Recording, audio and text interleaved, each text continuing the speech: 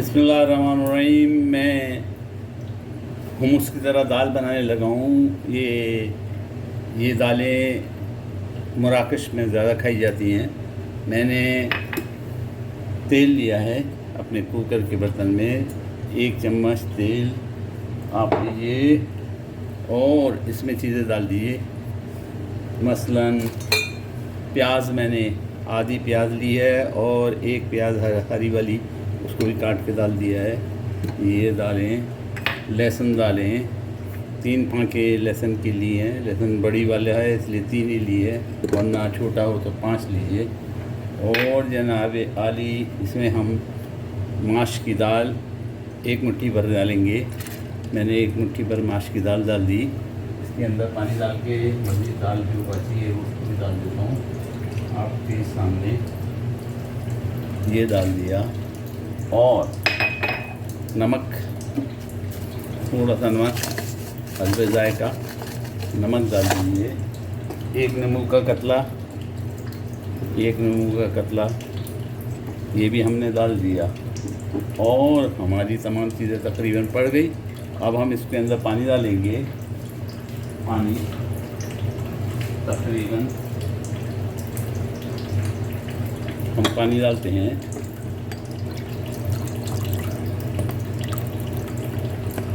3/4 गिलास है पानी, 3/4 गिलास पानी।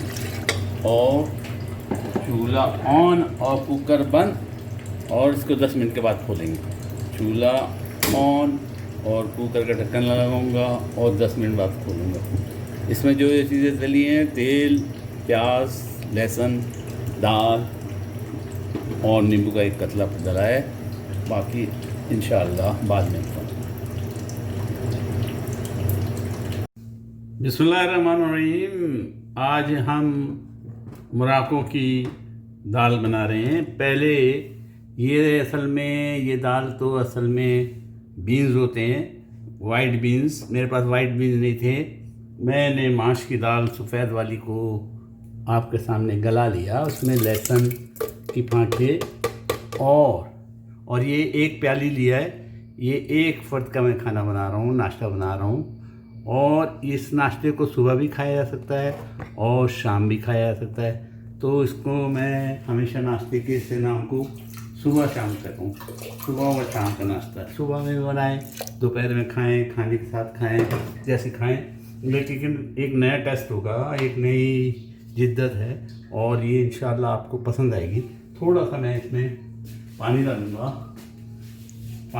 थोड़ा सा, ताकि ये पिसने में तकलीफ़ ना करे। वैसे तो ये गाढ़ा ही होना चाहिए, लेकिन इनके ज़्यादा पानी डल गया तो हम इसको तवे के ऊपर, अपने फ्राई पैन के ऊपर पानी को कम कर सकते हैं, कुछ भड़का सकते हैं। तो मैंने इसको गलाने के बाद इसमें लहसुन पड़े हैं, प्याज पड़ी है और इसको मैं मोटा पीस रहा हूँ। गालिबन देखता हूँ कितना पिसा और कितना हमें चाहिए। गाढ़ा ही रहना चाहिए, मोटा पिसा है इसको हमने। ओह, ज़बरदस्त बन गया है और ये बिल्कुल वही मज़ा देगा जो मोराको वाले बनाते हैं। उसका ख़ास नाम है, मैं नाम इंशाल्लाह आपको लिख दूँगा। तो ये हमारी दाल तैयार हो गई। अब सिर्फ इसका फ्राई करना, मैं चूल्हा ऑन कर दूँ पहले ताकि मेरा तेल गर्म हो जाए। आप चाहें तो इसको तड़का मारें, आप चाहें तो नहीं, इसमें कोई हर्ज नहीं है, तड़का लगा भी सकते हैं। और अब हम अपनी ग्राइंड की हुई दाल को, वाह माशाल्लाह तबारकल्लाह, बहुत खूबसूरत बनी है और इसमें बहुत टेस्ट आएगा इंशाअल्लाह। तो ये मैंने इसको निथार दिया, इसके अंदर डाल दिया। अब जनाब आली, ये मेरी ट्रे खाने की, नाश्ते की तैयार है। तो इसमें मैंने निथार दिया। अब इसको मैं सिर्फ जो है वो तड़का दूंगा। तड़का जो लगेगा उसमें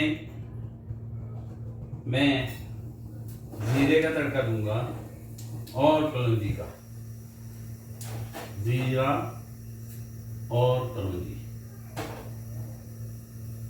जीरा और कलौंजी, याद रखिए मैंने सिर्फ तड़का, ये तड़का ज़रूरी नहीं है, लेकिन एशियन हमारे यहाँ इंडिया पाकिस्तान में तड़के की बड़ी वैल्यू है और कदर है, तो हम लोग तड़का देते हैं।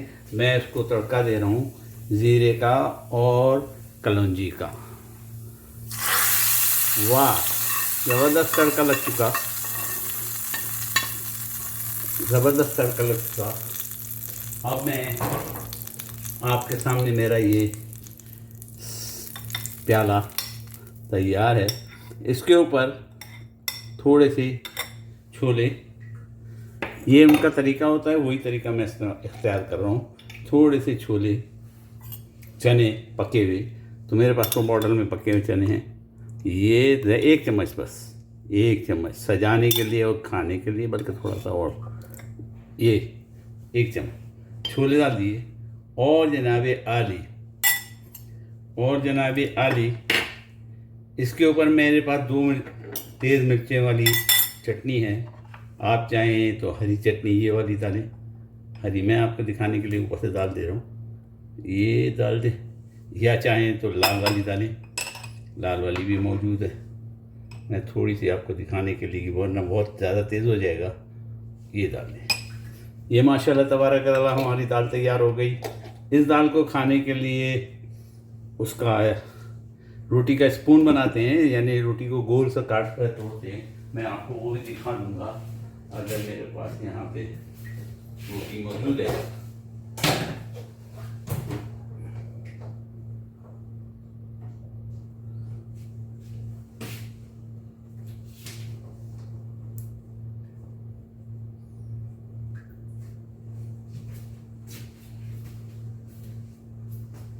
और अब जनाब इसको रोटी का इस तरह करके स्पून बनाते हैं और इस रोटी के स्पून के अंदर इसको भर लेते हैं दाल को, और फिर मुंह में लेते हैं, खाते हैं। तो ये तरीका उनके खाने का है, ये मैंने आपको दिखा दिया है। मैं तो बाद में खाऊंगा, मुंह में तो वैसे पानी आ रहा है। और इसके साथ सैलेड में मैं इसको बांग्लादेशी सैलेड बोलता हूँ, बंगाली सलाद बनाऊंगा। ये कैरेट डाल दी मैंने, आप चाहें तो प्याज भी डालें, मैंने प्याज नहीं खाऊंगा, कच्ची प्याज नहीं खाता, कम खाता हूँ लेकिन कम वक्त में खाता हूँ, क्योंकि अभी नमाज़ें वगैरह पढ़नी है, कच्ची प्याज नहीं खाएं। और टमाटर डाल दिए, और खीरा मैंने कवर के साथ काटा है ताकि खूबसूरत दिखे दोनों तरफ। ये खीरा डाल दिया, और इसके ऊपर मैं नींबू का एक कतला रख दिया है, ये टपकाऊंगा। और जनाब आली, इसके ऊपर लाल मिर्च पाउडर डालूंगा। अभी आपके सामने करके दिखाता हूँ नींबू का कतला, क्योंकि अभी नहीं टपकाना है, आखिर में टपकाना है, इसलिए मैं हटा देता हूँ आपको दिखाने के लिए। लाल मिर्च पाउडर, ये बांग्लादेश वाले ऐसे खाते हैं, ये बंगाली सलाद कह लें इसको। और नमक थोड़ा सा, नमक मैंने हाथ में ले लिया ताकि ज़्यादा ना गिर जाए, नमक थोड़ा सा। और इसमें हम वो डालते हैं सरसों का तेल, और मैं डालूँगा जैतून का तेल।